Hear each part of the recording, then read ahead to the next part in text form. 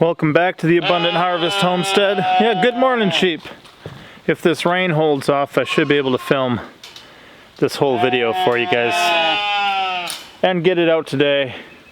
I'm gonna put a couple sheep out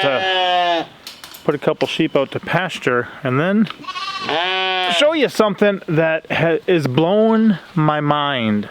I did not expect this, and it just shows kind of from an opportunity and some humble beginnings where you can wind up and just what an amazing blessing you can get out of this life with a little thought put into it, a little effort, and an opportunity. I often talk about creatures and there we go. There you go. There's some creatures for you. And this is not all of them. This is two of our rams with a pile of the ewes and the yearlings. And then Zeke is out back with an even bigger pile of the ewes. You can see my empty buckets right now. Working on my rock pillar fence. Made it to down over there. Got a ways to go. But as I was saying, I often talk about just the will to live that both animals and then also plants have. And one of my key components of success in the garden is just understanding that the plants want to live and just kind of setting them up for success. In this video, I'm going to talk about the fruit trees a bit. Conveniently just leaned my hand on one of the persimmon trees. Probably Diosporos virginia, the Native American persimmon tree. There's two of them here. And these are some of the ones that I had on the land when we purchased the land.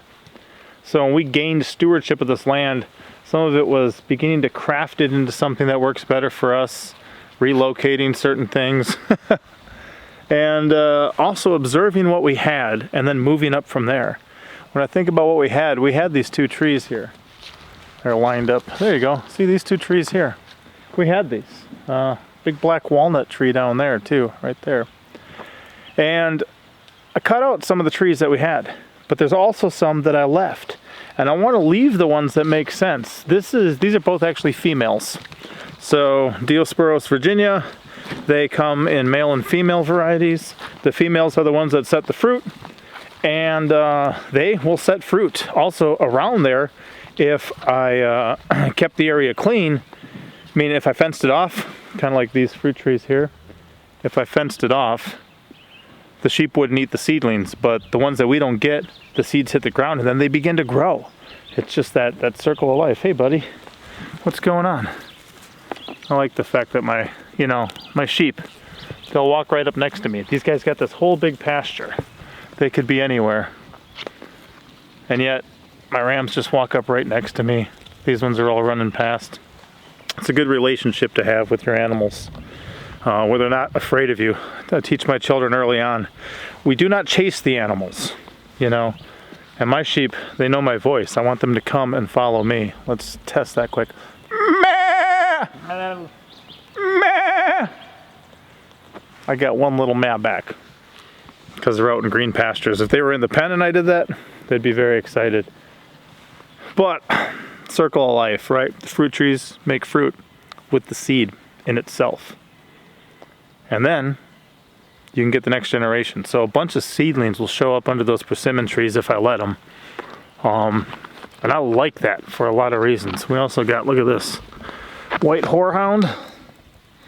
It's a white horehound there. Remember horehound candy, horehound throat lozenges?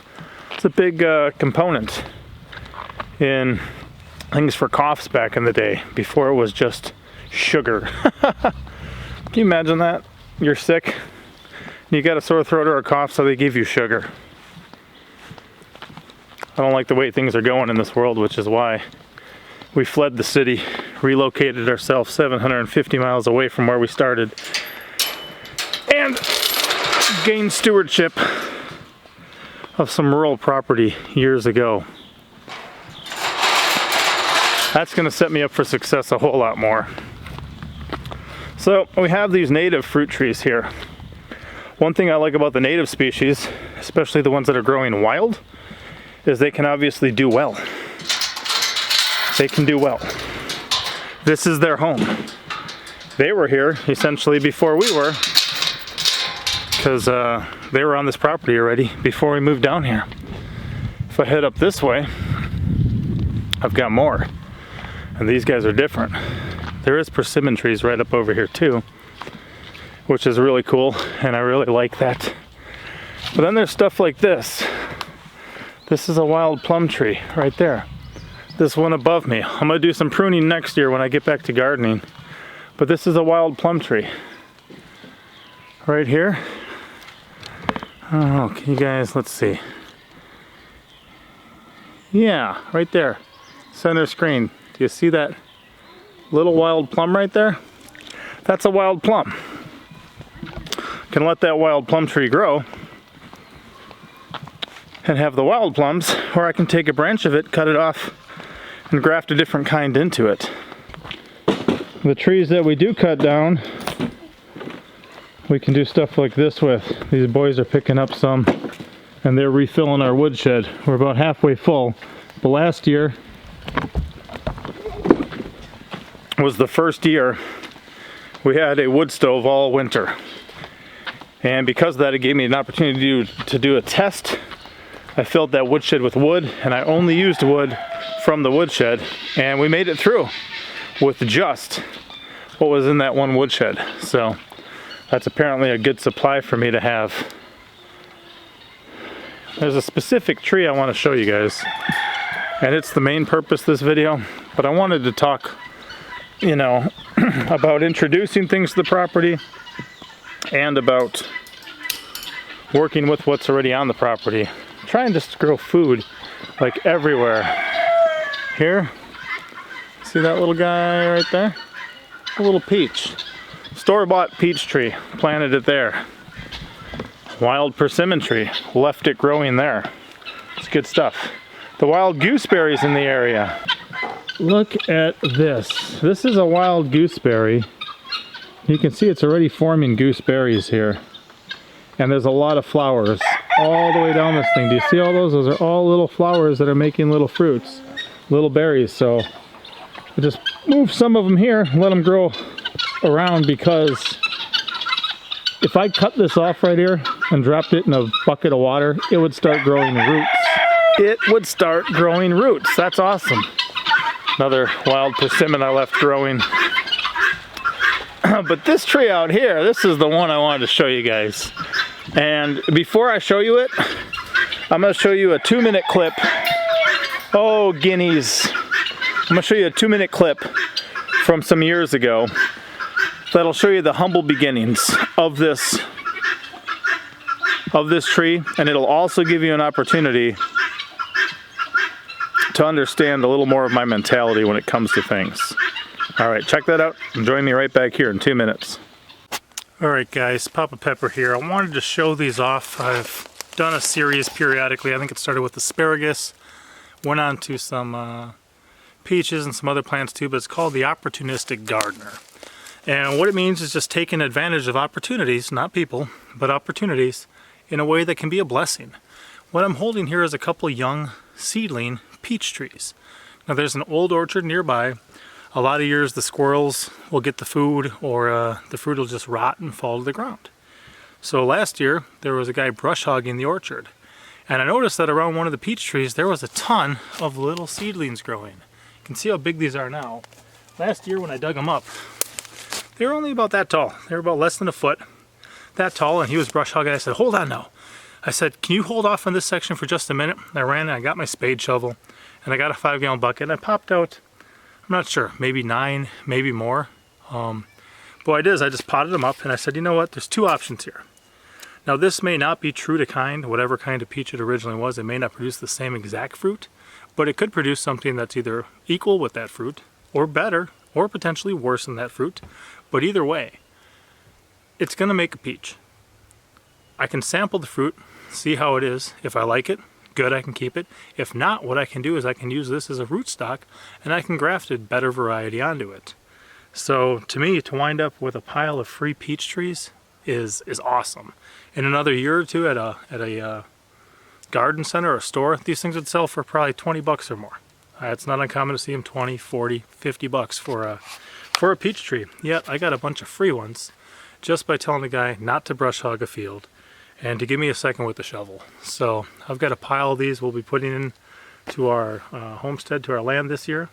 We'll see what all we do, but personally I think that is amazing. So that's one thing too, is, you know, if the seeds fall to the ground, take a peek around old orchards. You may find a whole new generation, which will get a whole new lifespan out of them, and a good opportunity to produce a bunch of food too. So, all right, pop out. So yes, now look at this tree. Look at the thickness of this, okay? Oh, that's how thick that is. It comes up here and splits. And then up from here, you begin to see branches that are just loaded with peaches. Here's a good example. Look over here once. Couple over here, couple over here, couple over here, couple over here, another one over there, more over here. This whole tree is just covered. I would not be surprised if there was like 500 peaches on this tree right now. There's another one there. It's honestly hard to show you, you know, exactly how many of these things are just everywhere. But I wouldn't be surprised if there was currently 500 peaches on this tree. And you don't count your fruit till it's ripe, just like you don't count your eggs till they hatch. But everywhere on this tree is a bunch of fruit right now. We've got a ways to go. The ones that don't make it and fall to the ground, I'm pretty sure the ducks will eat. I'm pretty sure there should be some laying here on the ground already, but I've got my ducks in this pen. Man, some of those are pretty big too. That one there is a rather big one. And there's just, if you look up, it's hard to capture on the camera, but there are just so many here. Now again, I've got a massive fruit tree, probably 15 feet tall. I should have pruned it back this year. I'm taking a year off of gardening, so I'm not planting, I'm not reaping, I'm not pruning. I'm just letting it run this year. And we're taking a year off, giving our land a Sabbath year of rest. But then next year, we'll prune this guy back and go from there. We actually caught a bee swarm in here last year too, which was really cool. But look at this thing. Giant tree now, covered in fruit, all because I told a guy, hey, don't brush hog this, give me a second, and let me pull some of these out of here. So now I've got all this fruit hanging, and if this is what it's looking like this year, man, in future years, we might be set up really, really good. I tried to get a little creative on this one, and I've actually got 4 fruit trees growing in this pen right now. This is another one of those same ones, okay? It's not as big, I didn't plant it as early. The original stem actually died, and it shot up a new one. So this here is the original, this here is the new one it shot up when the first one died back. But that was also one of those same peach seedlings from that same orchard that I got at the same time. And it's got some fruit on it too. It's obviously not as big of a tree, but it's still setting some fruit. Not sure if you guys can make that out. There's definitely fruit here though. And all I'm doing is giving an opportunity, but I'm trying to give it the best opportunity I can, and I'm trying to use my own understanding of things to make it better. So there's a nice one there.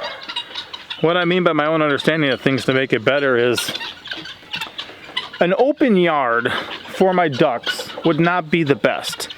They would either be able to hide in the little duck house to get out of the sun, or maybe in wherever the shadow is cast from the duck house. If I put trees in here, they're going to have the opportunity to exist under the trees. They can still be out in the sun if they want, but if they want shade, they can have it just like that. Now the ducks release a high nitrogen deposit that they make on a daily basis. And one thing about fruit trees is they like nitrogen. So as these guys are expelling their waste, it's providing something for the trees. These trees may be more fruitful because they're out in this pen.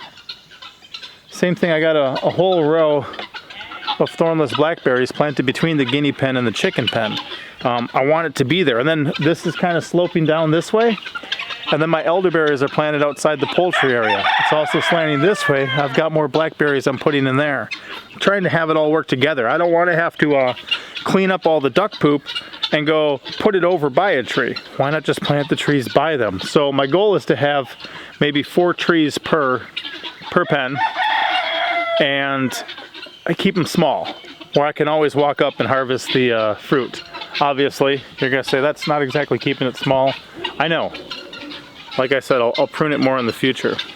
One of the other trees we have in here is this guy. All these are little plums. This is just a wild plum tree. And there's places where I can just go in the wild and grab a plum tree and relocate it. When we first moved down to the Ozarks, we moved from Wisconsin. I had a couple plum trees, apple trees, other things in my yard. And some of them did pretty well.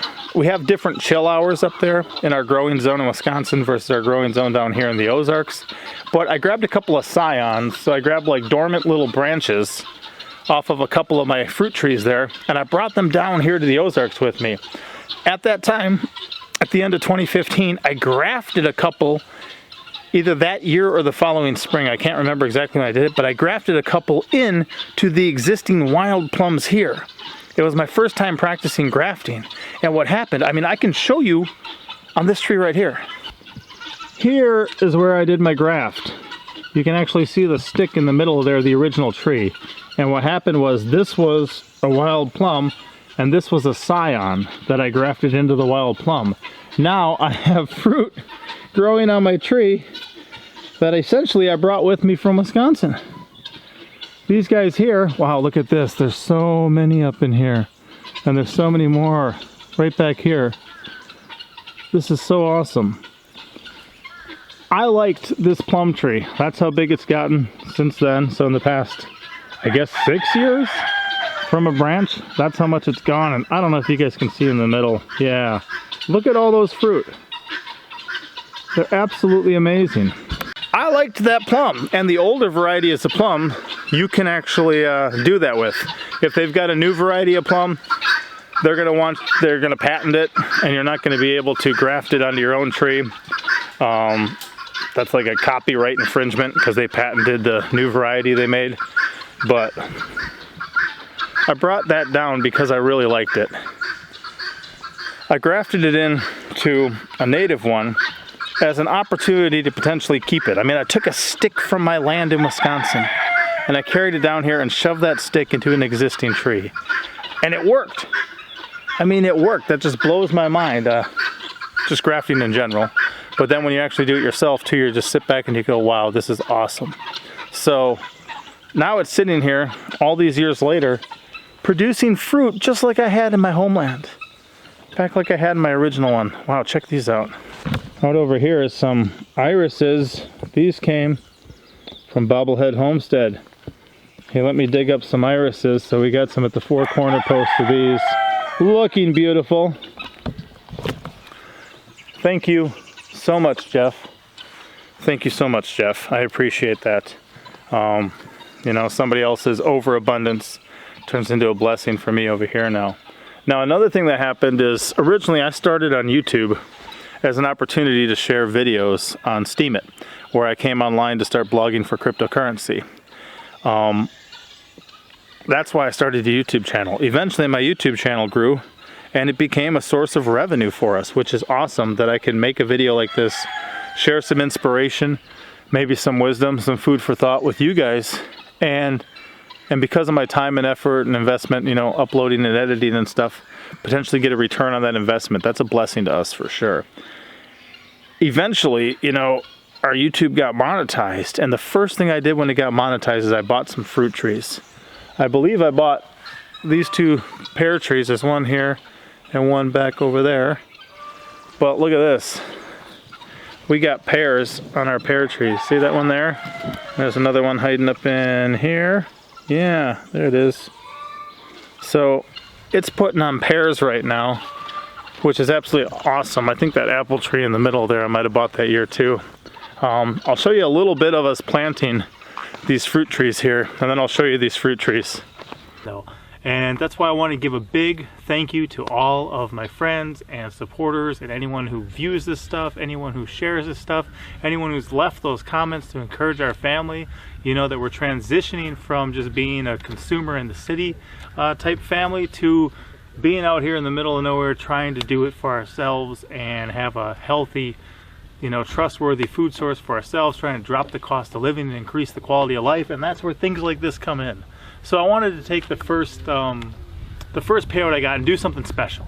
That way I'd be able to remember, you know, my first YouTube payout for years to come, for all the support that you guys did, you know, without the subscribers that you guys are, without the view time that you guys give us, you know, that wouldn't have even been an option to get, you know, monetized in the Google AdSense things and whatever else, and that money would have never wound up in our bank account. But since it did, I wanted to do something special that would be a tangible, you know, representation of all that you guys mean to us here on our homestead. So I've got these 5 fruit trees. I got 2 of them right now are pears. There's the Kiefer and the Ayers, and then there is a early plum, Methley plum, and Burbank plum.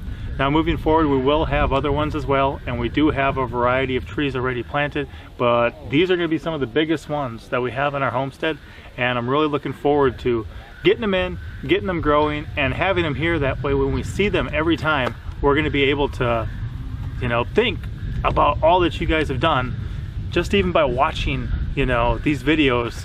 It allows us to eventually, you know, put food on our table from our own land, so we really appreciate that.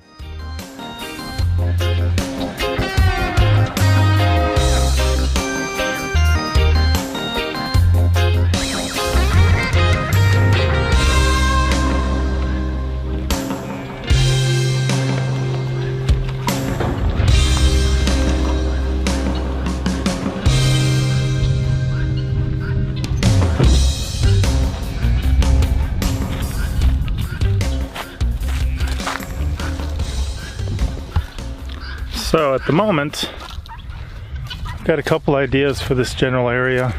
Garden pond's going in here, and the back side of there is where I'm going to put 2 of the pear trees. And then up over here along this edge, eventually the stuff behind me is going to be, this fence will be moved. It's a temporary fence. The animals are just keeping it suppressed while I work on the part of the garden I got available right now. And then I'll move the fence line back a little more.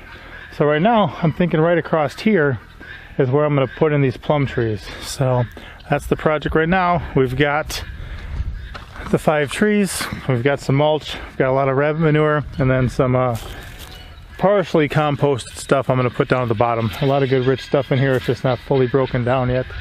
So we're going to head through this area somewhere. We'll see how it goes, and then we should be able to get them well watered and suppress the stuff around it. And then eventually we'll be putting in like Siberian pea shrubs, maybe some comfrey, some other things underneath them, just kind of as a permanent little ground cover that'll hopefully have some good a ground cover anyway. Some will be permanent, some will be annual, and it'll help take care of the needs of these plants. So, you ready, girls? Yeah.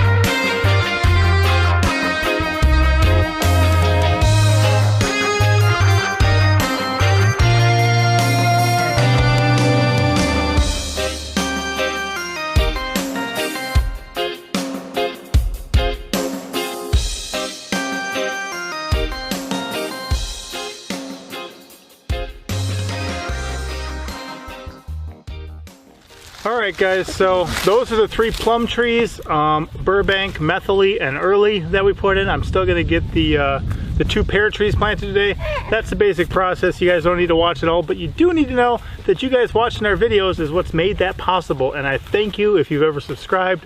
I thank you if you ever left a comment, if you ever liked, if you ever shared it with anyone, any of that. We definitely appreciate it. So that was us planting them. I really messed up one of these, but the other 2 look pretty good. The beast of one, if you look across this area, here they are. There's one here, there's one behind there, and there's one over there. Here's the one that's a beast of one. It looks beautiful.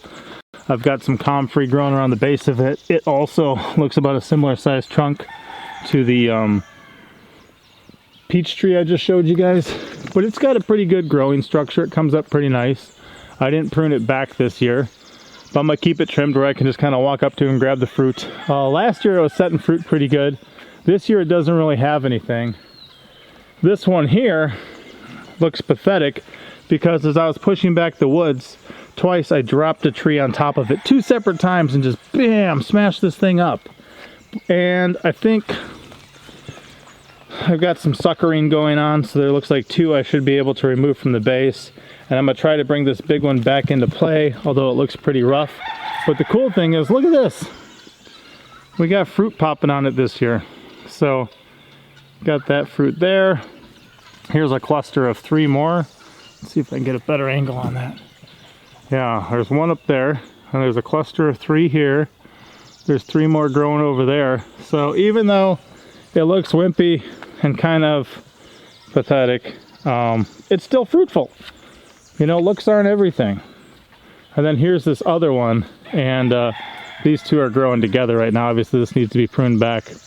And last year, one of the main branches I had growing out this way, one of the children accidentally broke off.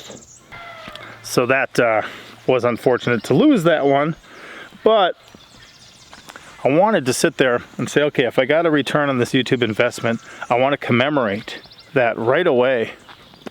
Put some things on my land that are going to produce food to feed my family for years to come. It's one thing to get a payout from something, or a paycheck, or, you know, some sort of revenue, and take it and go to the grocery store and just buy something and eat it. That's a great way to feed your family. It really is. But it's another thing, I believe, on another level, to sit there and come out, see something like fruit trees for sale, and be like, you know what, I'm gonna make a long-term investment, something I can get a return on that investment for years and years and years to come, and do it that way. And sure enough, you know, that's exactly what we were able to do. And my personal testimony of it is that we've been super blessed because of it. We really like the fact that we were able to do that, and we have yet to taste the food of it. Next year I think will be our first year for that, but that's going to be, you know, great. It's going to be very special for us. Here's another one where this is just one of the wild plums. You can see here all these little wild plums coming in. That's just a wild plum tree. I decided to transplant it up over into here. That's very special to me. I really like that. Over here, this big guy popping up out of here is a native persimmon. And I want to take maybe some khaki or fuyu persimmons, one of the larger, non-astringent, kind of seedless Asian varieties, and graft it into there. There's wild persimmon there, 2 more down there. I wanna do that. And around there, I've just got a big pile of the gooseberry. That's just the wild gooseberry from out in my yard, out in the woods here. You know, I transplanted it there to have it be a blessing. And I'll tell you what, as I begin to interact with some of the wild stuff around here, I go out to the wild, I capture, in that case, a gooseberry, and I bring it into my property, just because of the care and the stuff I apply into its life. It thrives here on a level that it doesn't really achieve in the wild, which is really cool to see. Like, that's a huge blessing for me to be able to see that just do such a good job, just because we gave it a richer growing medium and a little more care, that it responds positively to that. Man, I can't wait to, these muscadines, look at this. I'll maybe have to do a year off of gardening tour at some point and show you guys. But I welded up this little guy. It's not the prettiest, but that's okay, it's a skeleton. When I was learning how to weld, I welded this up, and I planted some muscadines here years before that. But I wanted to give them a bigger growing area, and right now, woo, if you see these, there is setting up to be muscadines galore all across here. I mean, look at how many are here. Look at what that's looking like. You guys see all those little clusters? Those are going to turn into the grapes. And there's just so many of them coming across here. It's so rich. So hardy, so much food. Yeah. I don't know, look at that. I love interacting with the plants and the animals. And, you know, being a husbandman, turning it into something better because of my investment. Did they really stop flowering? Wow, I was going to show you guys the black haw, and I was hoping to take some photos of the black haw, but it looks like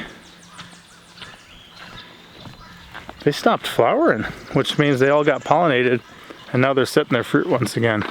I'll go take a look at that to wrap this video up, but a couple things. Actually, this morning, I ate an apple. That's all I've eaten so far. And when I ate my apple, there was 2 seeds in it, and I saved those seeds. And I'm going to plant those seeds next year. I would plant them sooner if I was gardening this year, but I'm taking a year off, so I'm not going to do that. But I'm going to plant them. And I'm going to grow an apple tree. And I heard it's about a 9 to 1 ratio, where about one of them, most likely because it's not true to kind when you plant a seed, is going to be bad, but the other 9 will be tasty. That's what some people have said. But if I get a non-tasty tree, that's what I'm going to use to applewood smoke my meat. You know, I don't want to cut down a tasty tree for that. And then I'm going to take the stump of it and graft into that and have another variety. Like, it all works together. There's potential and power and a source in everything. Oh wow, I did not see that before. So this is the black haw. I'm thinking of listing some of the seeds for these guys. The flowers were amazing. They almost look like little elderberries. They're gone now, but I just noticed underneath here, look at this. Black haw, black haw, black haw, black haw, black haw, black haw. Up in here, there's just a ton of them from seeds falling on the ground. That's cool. I think I'm gonna maybe fence this area off, let these guys grow for a year, and then next year lift those and plant them some places that I want some black haws. They kind of taste like a raisin. They've kind of got a black seed that almost looks like a sesame seed shape in the middle of them. I like them, and they're a very beautiful ornamental tree. I think they almost look like a little dwarf apple tree. And when I started encountering them here on my land, I was moving down to an unknown place. You know, I'm not familiar with all the flora and fauna around here. I got to learn it. And I said, this looks like something. I'm going to save this because this looks like something. And sure enough, as it turns out, it is something. It took me a while to figure it out, but then I figured out that it is something. Then I figured out that it's good and that I like it. And it's a beautiful specimen, but it also makes food. So by giving it a chance to exist here, now I have them and I've learned more about them. It's evaluating what you got. There's a bunch of regular persimmon trees in here, and eventually, years and years, they can turn into a big tree. So maybe eventually they'll replace some of these nut trees, some of the acorns. Persimmons are more beneficial to me right now than acorns, so I'll switch that way. But I walked over here for a final one, guys. This is a little seedling bed. And if you look here, this is one of the apples I planted before. I planted an apple seed here. Same thing there. There's a couple more. This one looks like it died back, but now it might be regrowing from the base. Up over here, here's another one. Well, those almost look like persimmon. I threw a lot of different seeds in here just to use this area as a growing zone. You know, here's one. Here's one, here's one, here's one. There was a whole cluster of seeds, but I'm gonna let them grow this year. I started them last year and then relocate them next year out to my pastures and begin to create an environment, just like in my duck pens, my poultry pens, Where out in my pastures, I have trees spaced out enough that the grass is going to grow beneath them. I'm going to have branches coming up high enough that the sheep and stuff are able to walk underneath them. And then the sheep are going to add their fertilizer, their liquid and solid fertilizer to the ground beneath them. The plants will provide shade for them, and they're not going to be cutting out the sunlight enough to negatively affect the grass, so the grass is going to be there, and it's all just going to work together. Then not only is my ground providing food for my sheep, but my sheep are providing food for me, and then my trees are providing food for me, and my sheep are mowing the yard, and my sheep are fertilizing the trees, and it just all turns into this wonderful thing that works out a whole lot better for me because I gave it the opportunity, because I invested a little time and effort in it and made it better. I'm really pleased with how this property is turning out. I really look forward to the future and taking care of some very important things around here this year. And it's a blessing. It's a blessing.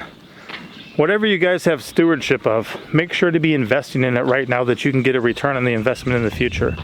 If you're hungry and you know you're going to be hungry later and you've got a bit of extra money, maybe it's a good idea to buy a fruit tree and get that planted on your property. If you've got, stewardship of some property and you're able to do that, get it planted if you can. Plant that there. Let it be, let it exist, let it give you years of return on your investment rather than just buying some fruit at the store. And if you buy some fruit at the store, take the seeds out of there. Plant those seeds. Give yourself an opportunity to have fruit trees, essentially for free, from waste. Because a lot of people just waste the seeds. They don't use them. Think about that and be a blessing to others. We try to have an abundant harvest here, that it doesn't make sense for us to keep it all, that it makes sense for us to share and to give away and to bless and to be able to transfer to others, because it's more than we need. And whether we sell it or trade it or give it away, we want more than enough being produced here. You can do the same thing. It's a good way to live life. I'll tell you what, right now too, this cow, this is producing more than enough milk for its calf back there. So we're getting milk from it every day. Eventually, we might be getting even more milk from it, where we've got enough for more than us. We're excited. I think maybe my next video might be Pinky and Mama milking this. It's a small cow, but it's big enough to have babies, and it's big enough to provide us with milk. Right, little one? You okay? You can come say hi. It's more familiar with the children and Mama than with me, but it's still super cute and a happy little guy. Happy little girl. Hey, yeah, come say hi. Be curious. Well, I guess they'll have to wait for the next video to see you. When I saw how many fruit was on that peach tree though, it blew my mind. All because I stopped a brush hogger, grabbed a little baby tree out of the soil. It grew there on its own. And gave it an opportunity to live on my property. Now it's fruitful. I want lives to be like that. If you're able to invest in somebody's life, help it be more fruitful. Give it a chance. Even that kind of tree that got hit twice by other trees, the plum, that's the only one producing right now. It's the ugly one. Give things an opportunity. Give them a chance. Give people a chance. And we'll see you next time. Papa out.